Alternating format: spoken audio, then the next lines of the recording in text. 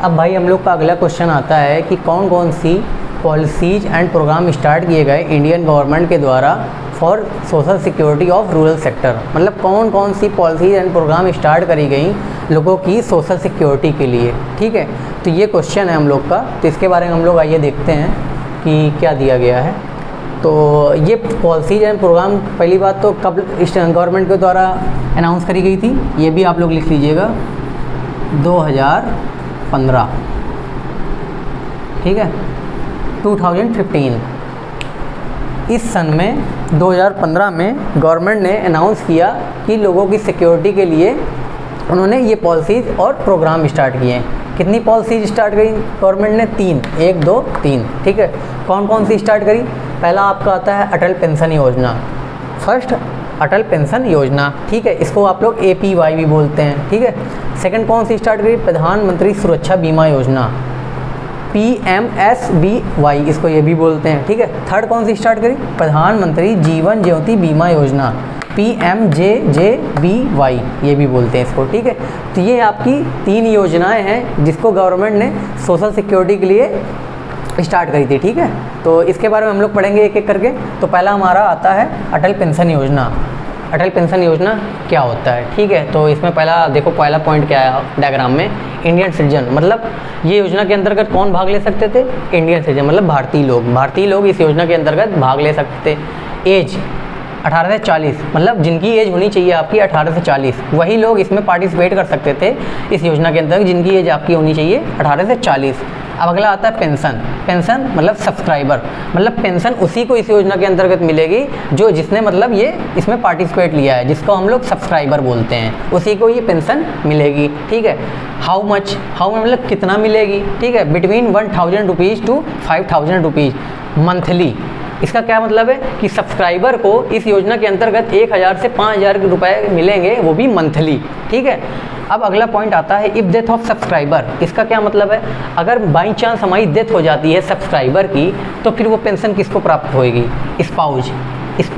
अब स्पाउज का क्या मतलब है यहाँ पे? अगर हमारा ऐसे आप लोग समझ लीजिए कि अगर हमारा सब्सक्राइबर जो है हस्बैंड है तो उसकी स्पाउज वाइफ होएगी, और अगर हमारा सब्सक्राइबर वाइफ है तो उसका स्पाउज हस्बैंड होएगा। ठीक है, तो if death of subscriber then spouse को हमारी पेंशन प्राप्त होएगी। ठीक है, अब अगला क्या आता है? इफ़ डेथ ऑफ बोथ, मतलब अगर स्पाउज भी नहीं रहा और सब्सक्राइबर भी नहीं रहा तो फिर वो पेंशन किसको प्राप्त होएगी? नॉमिनी को। अब नॉमिनी का क्या मतलब है यहाँ पे? जब योजना में पार्टिसिपेट लिया था सब्सक्राइबर ने, तो उसने थर्ड कैंडिडेट का भी नाम डाला होगा। जब इन लोग की डेथ हो जाएगी तो फिर ये पेंशन किसको प्राप्त होएगी? तो ये उन्होंने एक नाम डाला होगा, उसी को हम लोग नॉमिनी बोलते हैं, जो कैंडिडेट का नाम डाला होएगा। ठीक है, तो ये अगर इन दोनों की डेथ हो जाती है तो फिर हमें नॉमिनी को भी पेंशन देनी पड़ेगी। ठीक है, एज 60 ईयर, तो ये आपका आता है अटल पेंशन योजना के अंतर्गत। इतना आप लोग डायग्राम बनाइएगा एग्जाम में, और डायग्राम बनाने के बाद जैसे मैंने आपको डिस्क्राइब किया है एक एक पॉइंट, वैसे ही आप लोग एक एक पॉइंट आप वहाँ पे पॉइंट वाइज बना के लिखिएगा। इतना आपका आता है अटल पेंशन योजना के अंतर्गत। तो भाई ये चार्ट देखो, आप लोग चार्ट बनाया हुआ है मैंने। इसमें क्या है, इस चार्ट का क्या मतलब है कि आपको 60 साल तक आपको कंट्रीब्यूट करना पड़ेगा अमाउंट को। ठीक है, तो पहला इसमें क्या है? ज्वाइनिंग एज, आपने इस योजना को कब ज्वाइन किया। ठीक है, दूसरा क्या है? कंट्रीब्यूशन नंबर ऑफ ईयर्स, अब आप कितने साल तक कंट्रीब्यूट करेंगे ज्वाइनिंग एज से। ठीक है, तो जैसे मैंने आपको बताया 60 साल तक, तो देखो 18 साल में अगर आप लोग ज्वाइन किया तो 42 साल तक आपको कंट्रीब्यूट करना पड़ेगा। 42 प्लस 18 करेंगे तो 60 होता है। ठीक है, कितना रुपए मंथली आपको कंट्रीब्यूट करना पड़ेगा? 210 रुपये। 210 रुपये आप लोग मंथली करेंगे। 18 साल की एज में अगर आप लोगों ने ज्वाइन किया तो आपको 210 रुपये मंथली आपको कंट्रीब्यूट करना पड़ेगा। और कितना आपको मंथली पेंशन अमाउंट मिलेगा 60 साल के बाद? 5000 रुपये। ये 5000 रुपये आपको मिलने लगेगा पेंशन आपको 60 साल के बाद, जो जिसने मतलब ये योजना पे अप्लाई किया था। ठीक है, अब 20 साल की उम्र में आपको 40 साल तक कंट्रीब्यूट करना पड़ेगा। 248 रुपये आपको मंथली देने पड़ेंगे और आपको पेंशन 5000 रुपये मिलेगी 60 साल के बाद। 25 की उम्र में 35 साल तक आपको कंट्रीब्यूट करना पड़ेगा। 376 रुपये आप लोग को मंथली आपको कंट्रीब्यूट करना पड़ेगा और 5000 रुपये आपको मंथली पेंशन मिलेगी। ज्वाइनिंग एज अगर आपकी 30 है तो 30 साल तक आपको कंट्रीब्यूट करना पड़ेगा।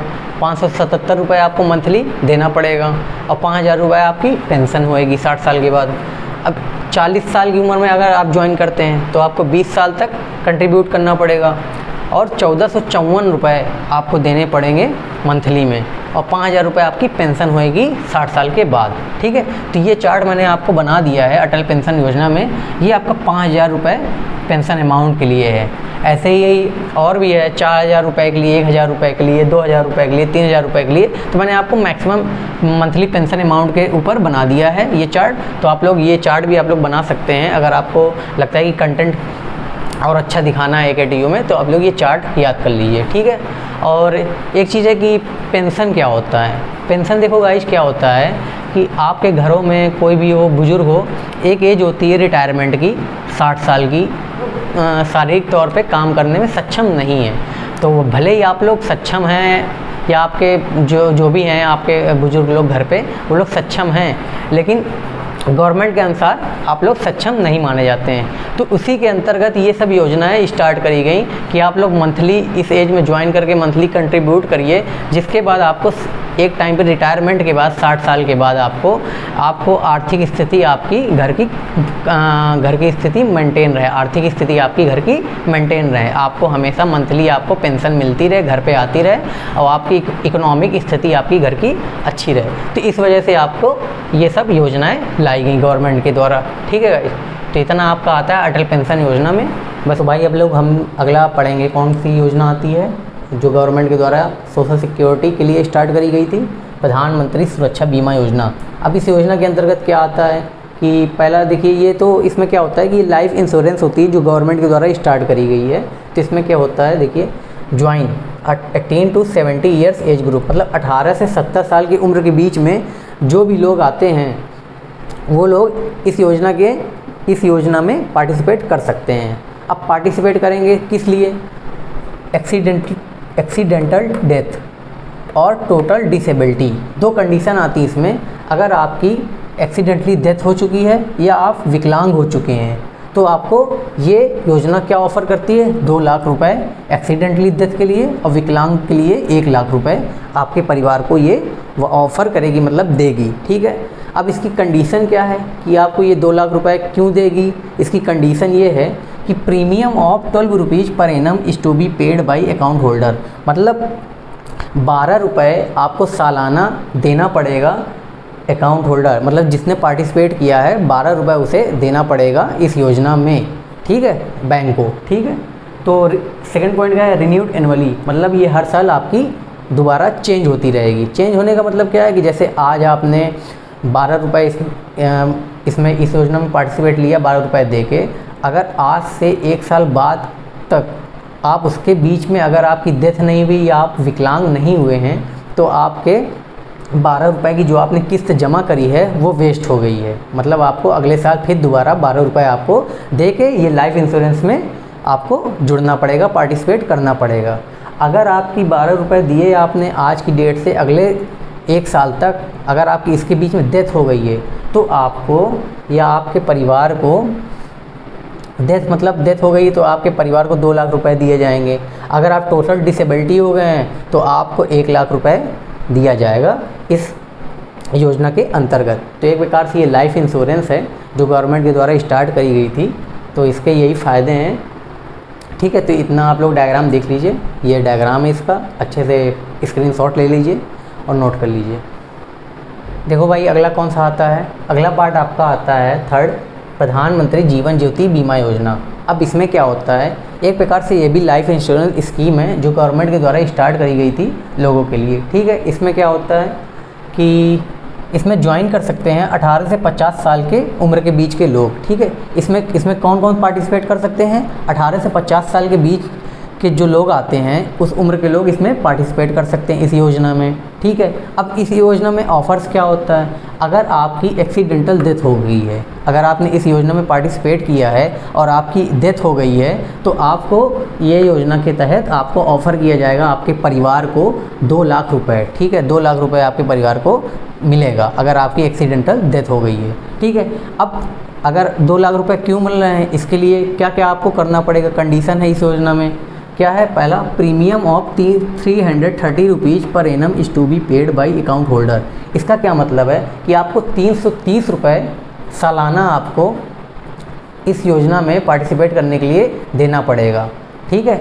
दूसरा क्या है, रिन्यूड एनुअली, मतलब इस योजना के तहत क्या है कि ये हर साल आपकी योजना नई हो जाएगी। नई मतलब जैसे आज आपने 330 रुपये पेड किए और अगले 1 साल तक ये आपकी 1 साल तक ये योजना आपकी चालू रहेगी।